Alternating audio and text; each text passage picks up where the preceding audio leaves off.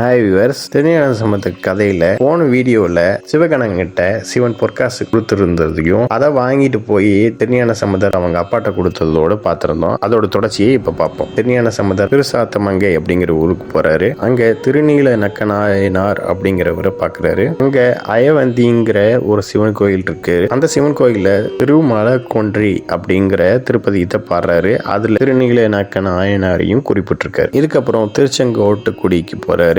சிறு தொண்டு நாயனாரை பார்க்குறாரு. அந்த ஊர்ல கணபதீஸ்வரம் அப்படிங்கிற சிவன் கோயில் இருக்கு. அங்க போறாரு.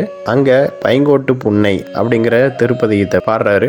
அந்த திருப்பதியத்துல திருத்தொண்ட நாயனாரை குறிப்பிட்டிருக்காரு. இதுக்கப்புறம் திருமருகல் அப்படிங்கிற ஊருக்கு போறாரு. அங்க இருக்கிற சிவன் கோயிலுக்கு போறாரு. அந்த சிவன் கோயில்ல ஒரு பெண்ணோட அழுகுரல் கேக்குது. அது என்னன்னு விசாரிச்சு அங்க போய் நிக்கிறாரு. அந்த பொண்ணு திருஞான சம்பந்தர்கிட்ட சொல்லுது, வைப்பூருங்கிற ஒரு ஊர் இருக்கு.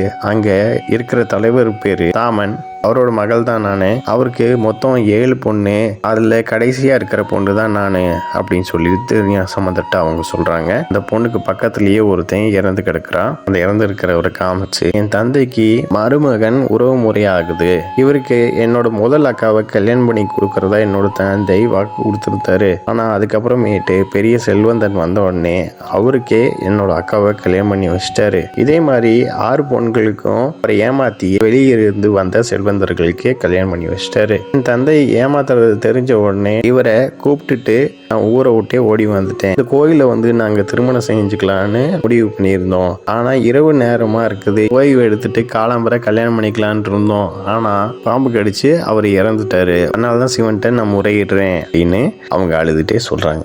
அக்கம் பக்கத்துல இருக்கிறவங்களும் அவனை காப்பாற்ற முயற்சி பண்ணிருக்காங்க. மருந்துகளும் கொடுத்து பார்த்தாங்க, மந்திரம்லாம் ஓதிருக்காங்க. ஆனா அவனை காப்பாற்ற முடியல. திருஞான சம்பந்தரும் அந்த பொண்ணுக்கு ஆறுதல் சொல்லிட்டு இவனை நோக்கி திருப்பதியத்தை பாடுறாரு. தடையாய் எனுமால் அப்படின்னு ஆரம்பிக்கிற திருப்பதியத்தை பாடுறாரு. இந்த இறந்து கிடக்கிற பையனும் உயிரோட எந்திரிச்சு நிக்கிறான். இதை பார்த்த மக்கள் கூட்டம் ஆரவாரம் செய்து அந்த பொண்ணும் ஆனந்த கண்ணீர் வடிக்குது. இந்த பொண்ணுக்கும் பையனுக்கும் அந்த சிவன் சன்னிதிலேயே திருஞான சம்பந்தர் கல்யாணம் பண்ணி வைக்கிறார். இதுக்கப்புறம் திருஞான சம்பந்தர் மற்ற ஊர்ல இருக்கிற சிவ தலங்களுக்கு போய் திருப்பதியத்தை பாடுறாரு.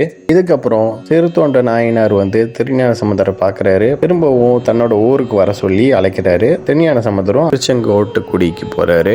அங்க மறுபடியும் கணபதீஸ்வரம் கோயிலுக்கு போறாரு. அங்க இருக்கிற சிவன் திருமருகல் சிவனாக காட்சி தர்றாரு. இதை பார்த்த திருஞான சம்பந்தர் அங்கமும் வேதமும் அப்படிங்கிற திருப்பதியத்தை பாடுறாரு. ஓகே, நெக்ஸ்ட் வீடியோ பார்ப்போம். இந்த சேனல் சப்ஸ்கிரைப் பண்ணுங்க அண்ட் பெல் பட்டனையும் பிரஸ் பண்ணுங்க. லைக் பண்ணுங்க, ஷேர் பண்ணுங்க. தேங்க்யூ.